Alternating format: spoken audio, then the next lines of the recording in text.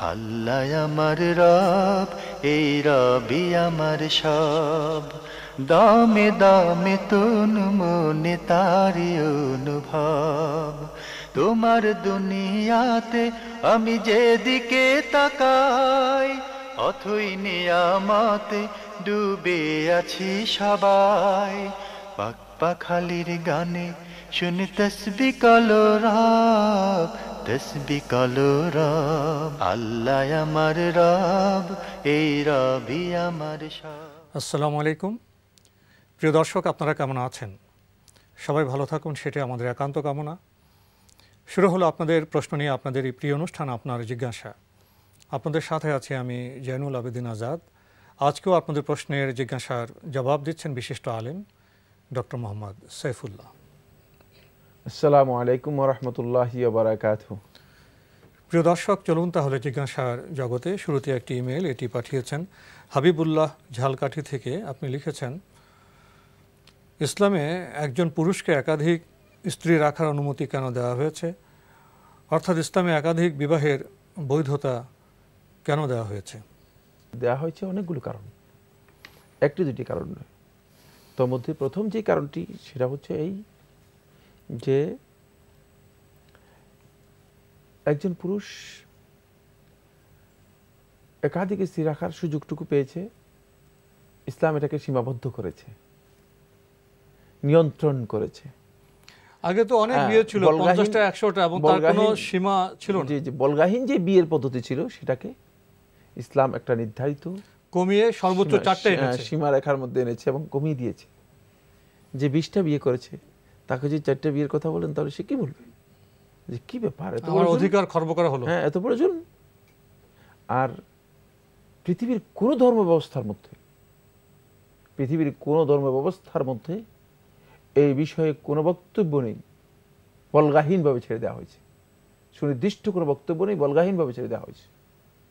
ফলে বিয়েকে ইসলামই শুধুমাত্র একটি দিন, একটি জীবন ব্যবস্থা, যে জীবন ব্যবস্থা এটাকে সত্যিকারভাবে নিয়ন্ত্রণ করা হয়েছে এবং সেটাকে সীমাবদ্ধ করে দেওয়া হয়েছে।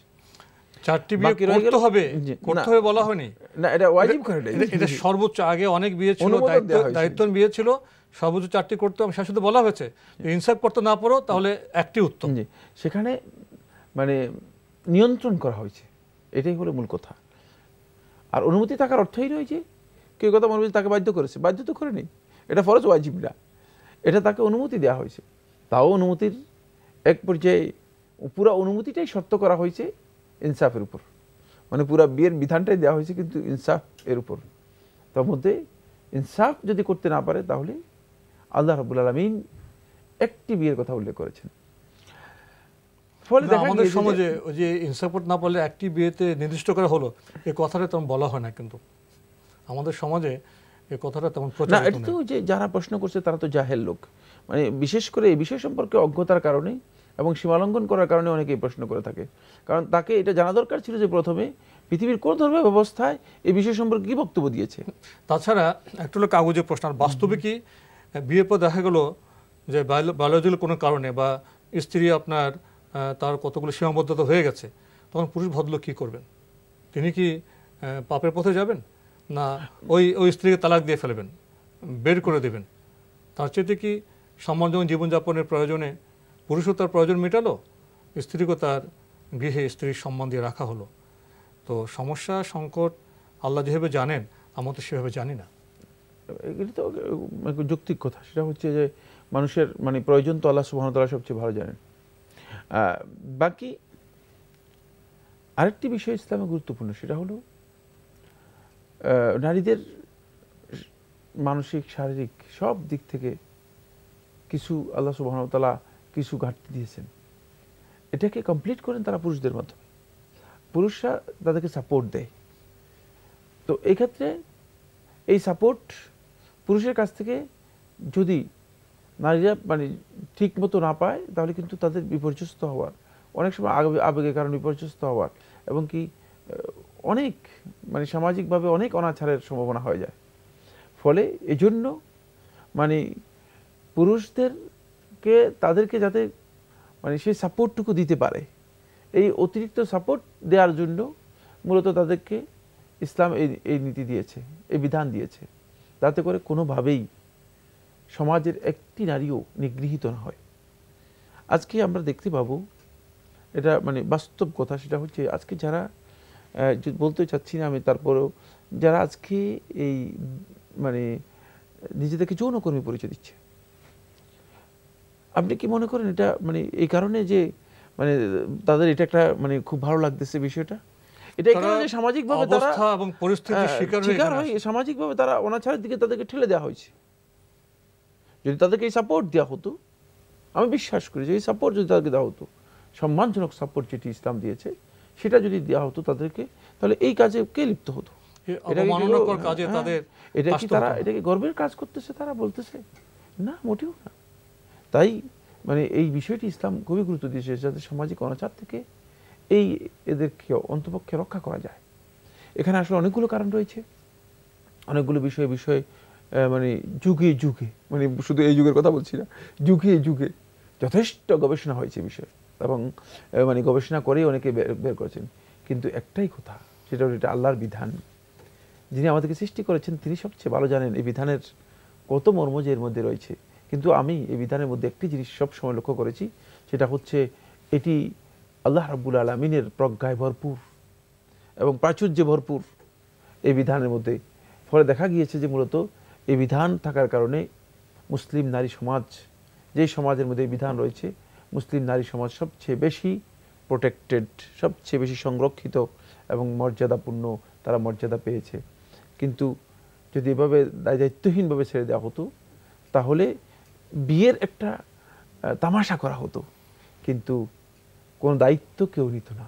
বিয়ে কিন্তু শুধুমাত্র তামাশা নয়, এটি দায়িত্বের নাম। এটা যদি আমরা বুঝতে পারি, দায়িত্বকে যুক্ত করা হয়েছে। তো এই জন্য এটা যদি কেউ বুঝে, তাহলে তিনি এই বিষয়টা, পুরো বিষয়টি বুঝতে পারবেন আমার মনে হচ্ছে। ভাই হাবিবুল্লাহ, আপনি আরো লিখেছেন, যাকাত ও ফিতরার টাকার মতো কোরবানির পশুর চামড়ার টাকা মসজিদ মাদ্রাসা নির্মাণে ব্যয় করা জায়েজ আছে কি? আমাদের সমাজের মধ্যে একদল লোক আছে যাকাত আর ফিতরা মাদ্রাসার জন্য কালেকশন করেন। মূলত তারাই মানে এই পরিস্থিতি তৈরি করেছেন, বা এই প্রশ্নের মানে প্রশ্ন তৈরি করেছেন। প্রশ্ন তৈরি করার পেছনে তাদের ভূমিকা আছে। সেটা হলো এই, অনেকে মানে এইটা তৈরি করেছেন যে প্রশ্নটা যাকাত আর ফিতরা নিয়ে যাচ্ছে, মনে হচ্ছে মাদ্রাসায় যাকাত আর ফিতরা দিলাম। তাদের ধারণা হচ্ছে যে মাদ্রাসায় যাকাত এবং ফিতরা দেওয়া জায়েজ। ব্যাপারটা আসলে এমন না। যাকাত এবং ফিতরা, যাকাতের খাত আছে, যাকাতের খাতে দিতে হবে, নির্দিষ্ট খাত আছে। কোরআনে কারীমের মধ্যে আল্লাহ সুবহানাহু ওয়া তাআলা স্পষ্ট করে সূরা তওবার মধ্যে এটা উল্লেখ করেছেন 60 নম্বর আয়াতের মধ্যে। তাই যাকাতের এই খাত যদি কোনো ব্যক্তি মানে এই খাত ছাড়া অন্য কোনো খাতে মাদ্রাসা নির্মাণ করার জন্য, মাদ্রাসা ব্যবহার করার জন্য যদি দেন, তাহলে তিনি কিন্তু যাকাত আদায় হবে না তার। তবে এতিমদের দিতে পারবেন, এতিমখানা। বাকি রয়ে গেছে যেটা, সেটা হলো ফিতরা। ফিতরা কিন্তু যাকাতের খাত না, ফিতরা খাত ভিন্ন, মানে সবটা একসাথ করে দিয়েছি আমরা। ফিতরা হচ্ছে শুধুমাত্র ফকির এবং মিসকিনদের খাত, ফকির এবং মিসকিনদেরকে দেওয়া যাবে। কিন্তু যাকাতের মধ্যে ফকির এবং মিসকিন অন্তর্ভুক্ত। যাকাতের প্রথম দুটি খাত হচ্ছে ইন্নামা সাদাকাতু লিল ফুকারা ওয়াল মাসাকিন, ফকির এবং মিসকিনদের জন্য প্রথম দুটি খাত। তাই ফকির এবং মিসকিন এখানে যাকাতের মধ্যে অন্তর্ভুক্ত হবে। এটার উপর নির্ভর করে মূলত যে সমস্ত মাদ্রাসাগুলোতে গোরা বা ফান্ড বলে তারা, মানে ফকিরদের জন্য একটা ভিন্ন ফান্ড আছে, এতিম বা গরিব আছে, ফকির আছে। গরিব শব্দটা অবশ্যই এখানে প্রযোজ্য না, যাই হোক, কিন্তু বাংলা ভাষায় ব্যবহৃত হয়। তো যাদের সেখানে মানে গরিব এবং এতিম আছে, তারা মনে করে থাকেন যে মানে এদের জন্য, মানে গরিবদের জন্য এটা ব্যবহার করা জায়েজ রয়েছে, এবং তাদের জন্য মূলত টাকাটা নেয়া।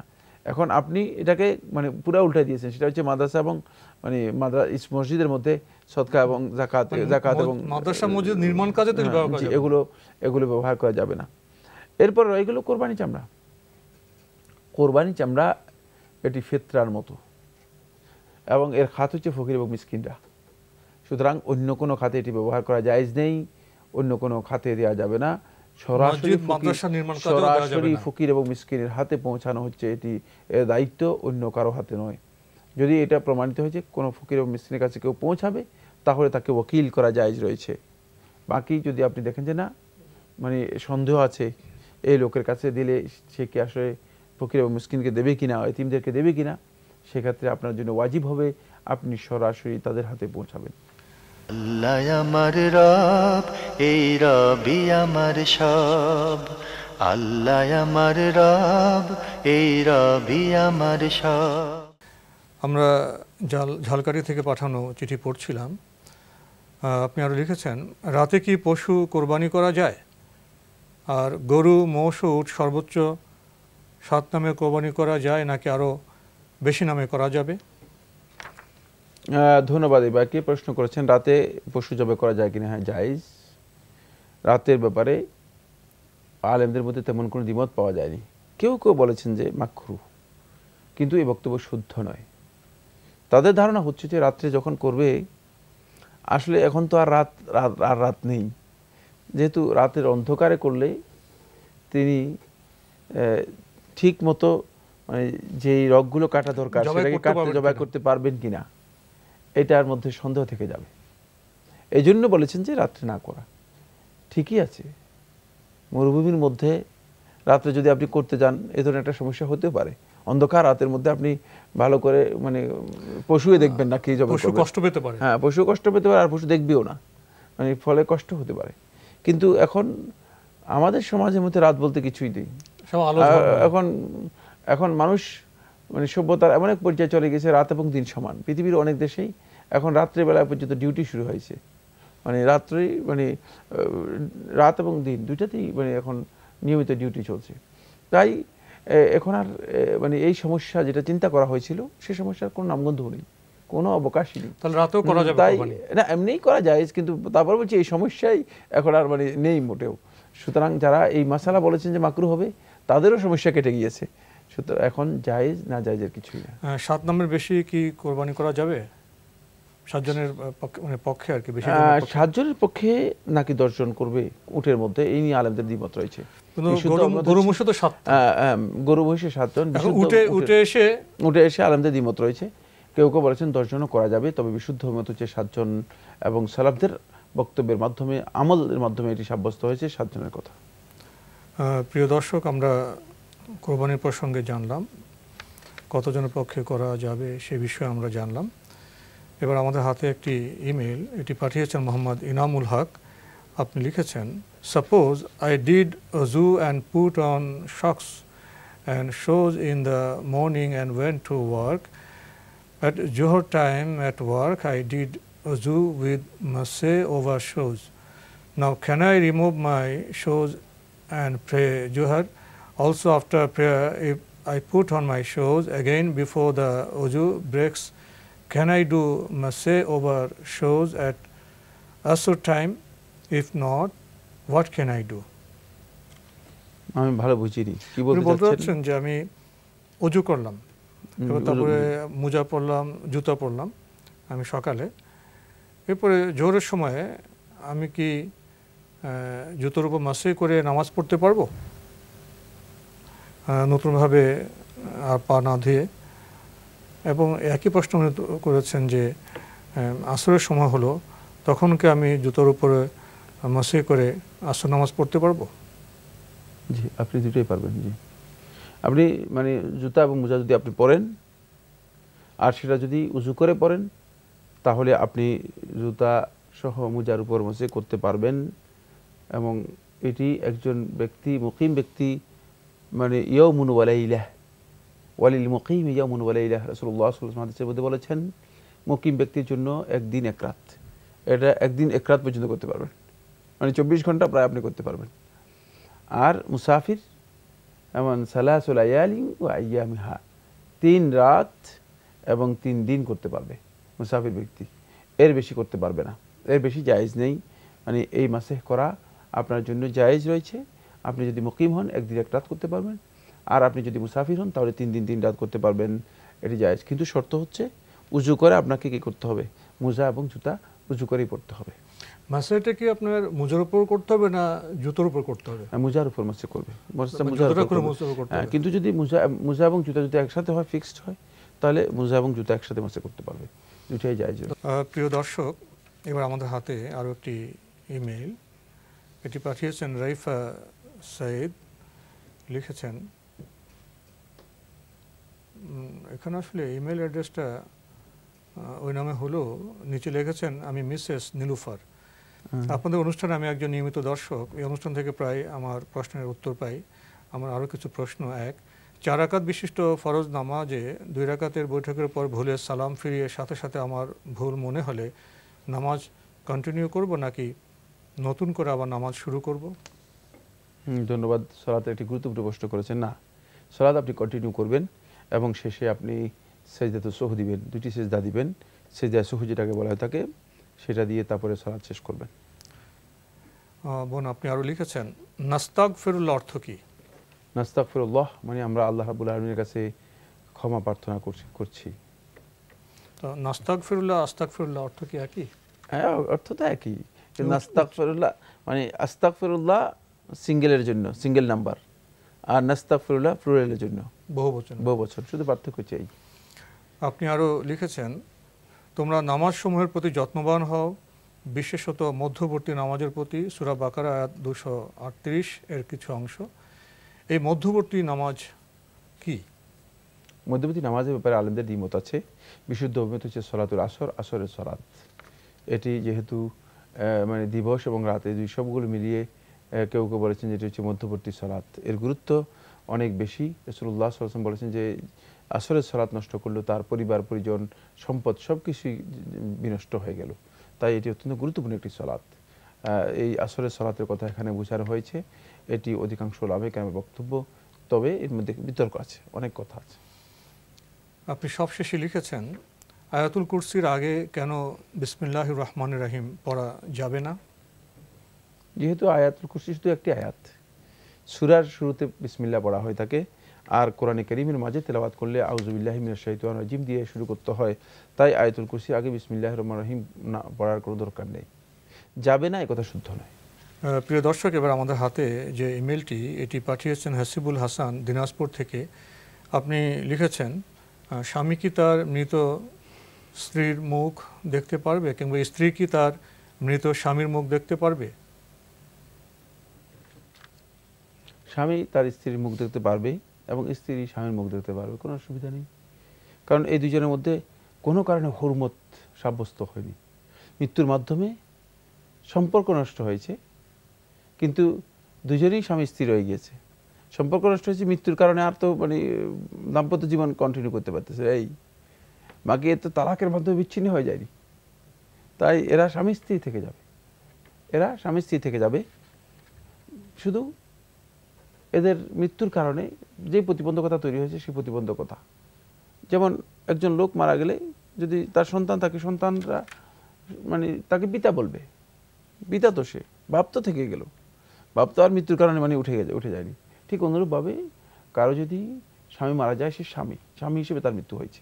আর যদি স্ত্রী মারা যায়, সেই স্ত্রীর মৃত্যু হয়েছে। দলিল কি? দলিল হচ্ছে এদের সম্পদের মালিকানা সাব্যস্ত হবে। যদি সম্পর্ক নষ্ট হয়ে যেত, বিবাহিক সম্পর্ক নষ্ট হয়ে যেত, তাহলে তো সে ওয়ারিশ হতো না। সম্পর্ক আছে, এখানে উনি আরেকটা জগতে চলে গেছেন। হ্যাঁ, ওইটাই, ভিন্ন জগতে চলে গেছেন। কিন্তু যদি মানে দাম্পত্য সম্পর্ক অথবা বিবাহের যে সম্পর্ক আছে এটা নষ্ট হয়ে যেত, তাহলে কিন্তু সে ওয়ারিশই হতো না। যেমন যে স্ত্রীকে আপনি তালাক দিয়ে দিয়েছেন, সে স্ত্রী কি ওয়ারিশ হবে কিনা? না, সে আর ওয়ারিশ হবে না। তাই বোঝা গেছে যে মূলত এই দুজন স্বামী স্ত্রী ঠিক আছে, বাকি তিনি ভিন্ন জগতে চলে গিয়েছেন। এই জন্য তাকে মানে এখন মানে ভিন্নভাবে দেখা হবে। কিন্তু স্বামী স্ত্রী হিসেবে মানে স্ত্রী স্বামীকে দেখতে পারবে, স্বামী স্ত্রীকে দেখতে পারবে। এমনকি মানে ওলামায়ে কেরামের বক্তব্য এবং হাদিসের বর্ণনা অনুযায়ী দেখা যায় যে মানে স্বামী স্ত্রীকে গোসল দিতে পারবে, স্ত্রী স্বামীকে গোসল দিতে পারবে। এবং রাসূলুল্লাহ সাল্লাল্লাহু আলাইহি ওয়াসাল্লামের কন্যা ফাতিমা রাদিয়াল্লাহু তাআলা আনহা, তার ইন্তেকালের পর আলী ইবনে আবি তালিব রাদিয়াল্লাহু তাআলা আনহু গোসল দিয়েছেন মর্মে সহিহ রিওয়ায়াত সাব্যস্ত হয়েছে। তো আজকে আমাদের এখানে শেষ করতে হচ্ছে। আপনাকে অনেক ধন্যবাদ। আপনাকে অবশ্যই ধন্যবাদ। প্রিয় দর্শক, বিচিত্র প্রশ্ন। জীবন তো আসলে বৈচিত্র্যে ভরপুর। জানলে সবই সহজ এবং সঙ্গত হয়, সুন্দর হয়। আসুন আমরা জানার যে অভিযাত্রা, সেখানে শরিক হই। চিঠি লিখুন, প্রশ্ন পাঠান আমাদের ঠিকানায়। পরিচালক আপনার জিজ্ঞাসা, এনটিভি, বিএসসি ভবন, 7ম তলা, 102 কাজী নজরুল ইসলাম এভিনিউ, কারওয়ান বাজার, ঢাকা 1215। আপনারা ইমেলও করতে পারেন। আমাদের ইমেল অ্যাড্রেস আপনার জিজ্ঞাসা @ntvbd.com। প্রিয় দর্শক, আপনারা আমাদের এই অনুষ্ঠানে এনটিভি অনলাইনেও দেখতে পারবেন। ভিজিট করুন www.ntvbd.com। দর্শক, আপনারা সবাই নিরাপদে থাকুন, থাকুন শান্তিতে। আসসালামু আলাইকুম। আমার রব, এই রবি আমার সব, দামে দামে তন মনে তারি অনুভব। তোমার দুনিয়াতে আমি যেদিকে তাকাই, অথই নিয়ামতে ডুবে আছি সবাই। পাক পাখালির গানে শুনে তসবিহ কলরা।